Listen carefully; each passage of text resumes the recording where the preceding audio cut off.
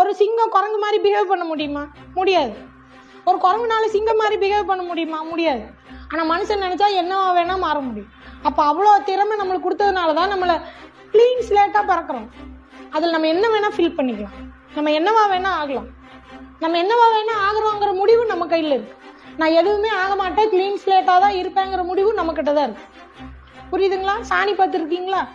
இந்த சாணி ரோட்டில் கிடந்தா அது சாணி. அதையே வைக்கோலில் கட்டி செவுத்துல ஒட்டுனா அது வரட்டி. அதையே பிடிச்சி வச்சு வாசலில் வச்சா, வீட்டுக்குள்ளே சாமி கிட்ட வச்சா அது பிள்ளையாரு. அதுக்கு கொடுக்குற மரியாதையே தனி. சரிங்களா? ஐயோ அது சாமி. அது காஞ்சி போனால் கூட தூக்கி ரோட்டில் வீச மாட்டோம். யார் காலும் படக்கூடாதுன்னு வீட்டு கூரை மேலே போடுவோம். இப்போ நம்ம சாணியாக இருக்கிறோமா, இல்லை 4 பேருக்கு உதவியாக ஒரு வரட்டியாவது ஆகிறோமா, இல்லை பிள்ளையார் ஆகிறோமா? ஒரு சாணிக்கே இவ்வளோ பரிணாமம் இருக்குன்னா மனுஷங்க என்னவா வேணா ஆக முடியுமா? ஆனால் அது நம்ம கையில் தானே இருக்கு.